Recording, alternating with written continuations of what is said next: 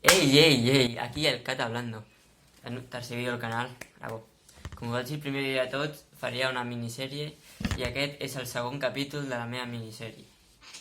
El primer ja va ser el conte pels nens petits, ara aquest segon és un cas i us he fet ja diferents preguntes i jo mateix us les respondré amb el proper vídeo.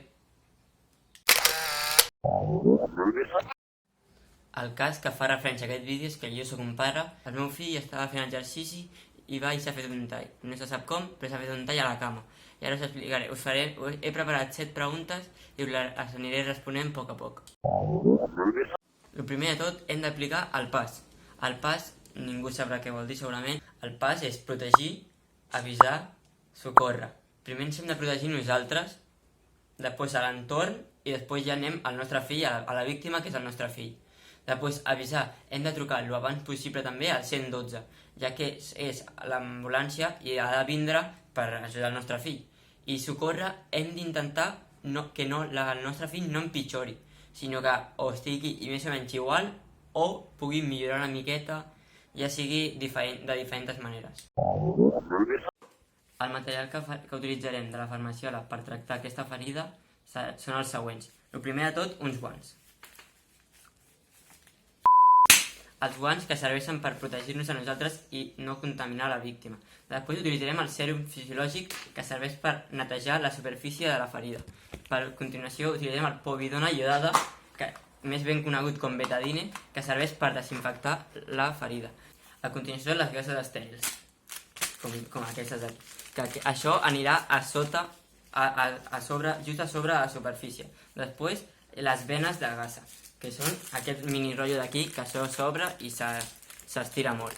Que això serveix per envenar la ferida i per últim l'esparadrap, que serveix per sellar la vena de gasa amb la ferida.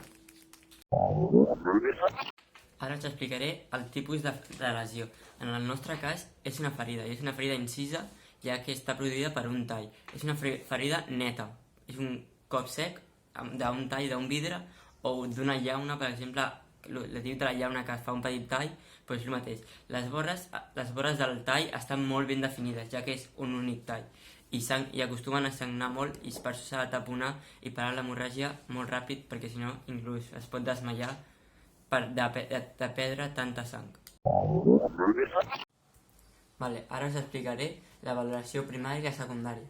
Primer començarem amb la primària, i hem de mirar dues coses, la consciència i la respiració. A la consciència, per comprovar com està la víctima, ens hem d'agenollar i preguntar-li coses.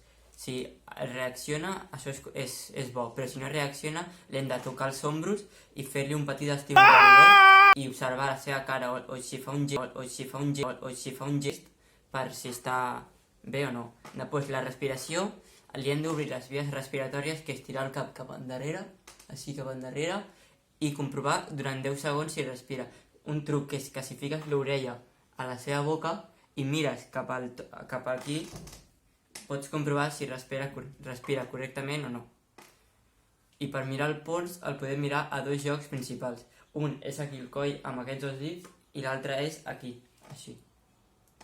I ara us explicaré la valoració secundària. A la valoració secundària ens hem de fixar en 4 aspectes: cap coll, tronc, comprovació de signes vitals i extremitats. Al cap coll hem de mirar que no tingui cap ferida a la cara, al cap en general, als ulls, ningú hematoma ni res. Al tronc hem de mirar quins són els punts dolorosos de la persona, de la víctima, si té rigidesa abdominal o té una hemorràgia interna. La comprovació de signes vitals hem de mirar la seva freqüència respiratòria i la seva freqüència cardíaca, entre altres aspectes. I després a les extremitats hem de buscar les ferides, les contusions i els punts dolorosos que es poden trobar. Una tècnica pot ser molt útil per controlar l'ansietat, l'estrès o el que sigui de la persona que està al terra, que té la ferida, pot ser distreure-la, canviant-lo de tema. Per exemple, preguntant-li, t'agrada el futbol, ets al Barça, ets al Madrid, preguntant-li diferents coses, perquè si la seva ment no està tan concentrada amb el propi tall i està més concentrada en respondre les seves pròpies preguntes. Ara, referint al meu cas, el del meu fill, us explicaré uns aspectes preventius que has de tindre en compte a l'hora de fer esport a casa. Has de fer esport a un lloc adequat, que ja sigui una mica ampli, una terrassa, un lloc ampli, perquè no, mentre que estiguis fent esport no et xoquis amb qualsevol cosa. També mantenir allunyats els objectes punxeguts o de vidre, ja que si un gest cap a un lloc que no volies o qualsevol cosa, bum, et talles i et fas mal. I no volem això. Vale, i ara per últim us faré un exemple de l'embenatge que jo crec que és més correcte en aquest cas perquè deixi de sagnar. Ara us explicaré com embenar aquesta petita ferida. Primer de tot, utilitzarem un bandatge espiral, que es tracta de pujar progressivament deixant la mateixa distància de les ratlles vermelles com a punt de referència i anar pujant fins a tenir-lo tot complet. Vale, fins aquí aquest vídeo de primers auxilis. Com a sorpresa, pels 200 subscriptors que tenim al nostre canal,